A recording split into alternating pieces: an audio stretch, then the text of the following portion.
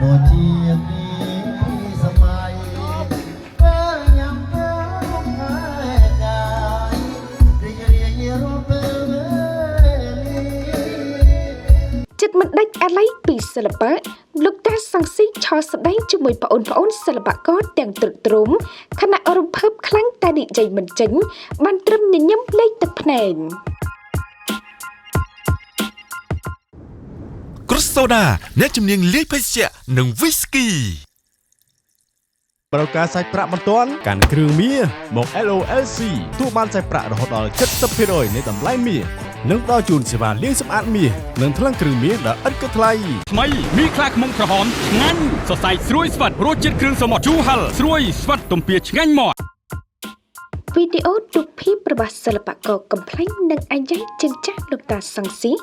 ក្នុងថ្ងៃបុណ្យចម្រើនព្រះជន្ម77ឆ្នាំ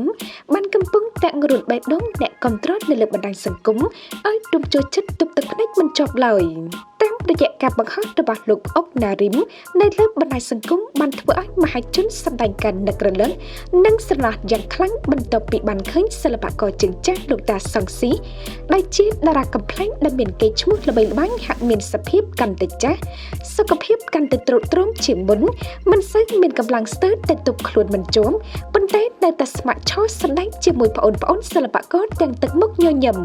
ក្នុងនោះអ្វីដែលធ្វើឲ្យមហាជនចាប់អារម្មណ៍គឺវត្តមានរបស់យាយយ៉យនិងតារាចម្រៀងជើងចាស់ណយវ៉ាណេនក៏បានចូលរួមពិធីចម្រើនព្រះជន្មរបស់លោកតាសង្ស៊ីក៏ដូចជាការសួរសុខទុក្ខសិល្បកររៀមច្បងរូបនេះនិងបានបង្ហាញភាពស្និទ្ធស្នាលជារៀងរាល់ប្រកៀកគ្នាយ៉ាងរំភើបរីករាយលោកតាសង្ស៊ីគឺជាតារាកំ pl ែងជើងចាស់មួយរូបដែលមានទាំងសមត្ថភាពច្រៀងនិងសម្ដែងបានគ្រប់ទម្រង់ការនឹងមានកម្លាំងសុខភាពរឹងមាំលោកតាសង្ស៊ីតែងតែបម្រើសិល្បៈអស់ពីសមត្ថភាពទាំងកម្លាំងកាយកម្លាំងចិត្តជាក់ស្ដែងពេលជួបគ្នាជាមួយយាយយ៉យទោះនិយាយមិនកើតក៏ពិតមែនប៉ុន្តែសិល្បករកំ pl ែងជើងចាស់ក៏ព្រឹកបង្ហាញកាយវិការរួមសប្បាយជាមួយអារម្មណ៍ទាំងទឹកភ្នែកហាក់នឹកស្ដាយស្រណោះខ្លួនឯងកាលនៅមានកម្លាំងនៅក្មេងខ្លួនគាត់អាចច្រៀងបានលេងកំ pl ែងបានបម្រើជាទស្សនីយភាពតែកាន់ចក្ខុរបស់អ្នកទស្សនាមិនចេះចិនណៃជាមួយយាយយ៉យប៉ុន្តែដោយសារបាត់បង់សមត្ថភាពសិល្បៈទៅពេលនេះសិល្បករកំ pl ែងជើងចាស់រូបនេះបានឃ្លាតឆ្ងាយពីអាជីពមួយនេះទាំងស្រុងដែលមើលឃើញលោកតាសង្ស៊ីមិនសូវមានកម្លាំងតាមការបង្ហោះវីដេអូនៅលើបណ្ដាញសង្គមនៅក្នុងថ្ងៃបុណ្យចម្រើនព្រះជន្មគម្រប់អាយុ77ឆ្នាំ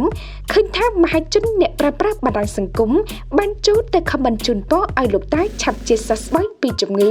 អ្នកខ្លះទៀតក៏បានលើកឡើងថាសូមដឹងគុណយ៉ាងជ្រាលជ្រៅចំពោះវីរៈសិល្បករពោពេញដោយទេពកោសល្យលោកតាសង្ស៊ីដែលបានបូជាអស់កម្លាំងកាយកម្លាំងចិត្តក្នុងវិស័យសិល្បៈដើម្បីជាកេរមរតកដ៏មានតម្លៃសម្រាប់កូនចៅជំនាន់ក្រោយថ្មីត្បិតតែលោកតាមានវ័យជរាពុំអាចបន្តកិច្ចការងារនេះបាន